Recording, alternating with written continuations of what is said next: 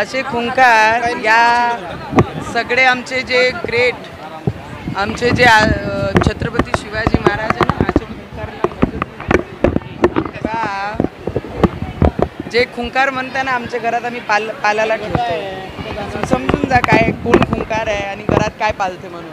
आणि ज्या पद्धतीने ते बोलतात आहे एवढी मोठी डेअरिंग पाकिस्तानवर प्रेम करणारी जी MIM छोटे आणि बडे आहे ते म्हणतात की मेरा छोटा तोप आहे.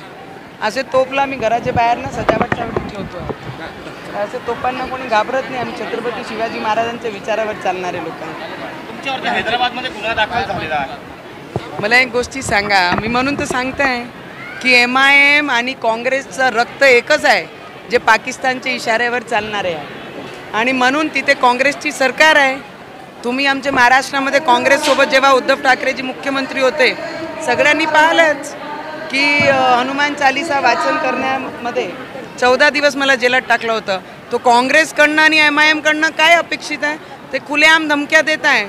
आत्ताही ते म्हणत आहे की मी दाबून ठेवला आहे, मी सांभाळून ठेवला आहे छोटेला.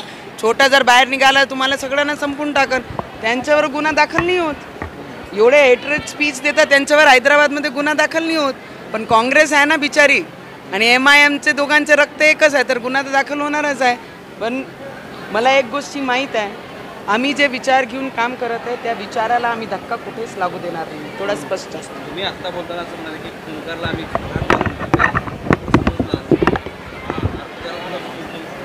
मला वाटते की महाराष्ट्राची जनता आणि देशाची जनताला हे 100% माहीत आहे की घरात आपण काय पालन करतो म्हणून आणि कोण खुंकार असते घरात.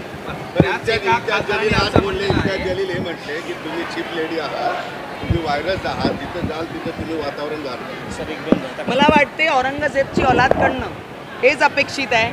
छत्रपती शिवाजी महाराजांचं रक्त जेव्हा अंगात असते ना तेव्हा माहीत पडते. कारण की औरंगजेबची औलाद आहे जे औरंगजेबच्या कबरावर येऊन चत्तर चढवण्याचं काम करतो आहे.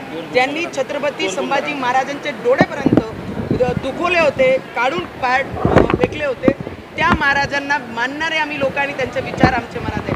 तर या औरंगजेबची औलाद काय म्हणते त्याच्यावर जास्त लक्ष देत नाही. यावेळी संभाजीनगरमध्ये आज संभाजीनगरची जेवढी जनता आहे त्यांना माहीत आहे की 5 वर्ष संभाजीनगरला जे दाग लागलेला आहे यावेळीच त्या रक्ताला आम्ही दाग लागू देणार नाही.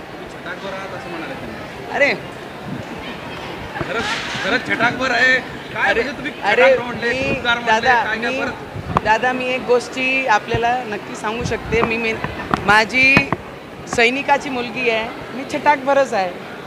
कारण माझी सैनिकाची मुलगी माझी सैनिक जेव्हा बॉर्डरवर देशाकरिता जे लढत आहे त्यांचे परिवार छटाकभरच असते आणि त्या परिवाराची मुलगी आहे मी. हे पिक्चर नाही आणि तुम्ही शूटिंग सारखं करता. तुम्ही छटाकभर आहात आणि तुम्ही 100% आहे.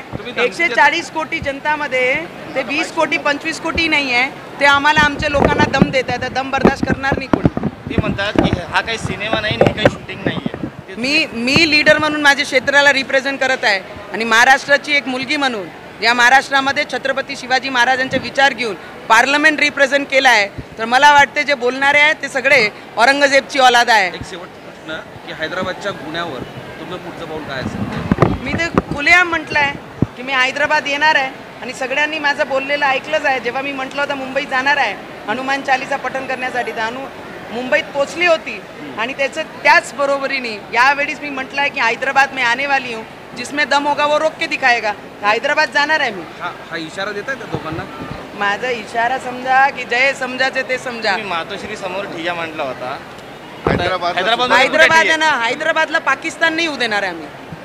हैदराबादचं पाकिस्तान होऊ देणार नाही. आमच्या देशाचं कोणताही अंग पाकिस्तानमध्ये त्यांना मिसळू देणार नाही. घरासमोर अरे कुठेही समजा हैदराबाद म्हणजे हैदराबाद. ओके चलो.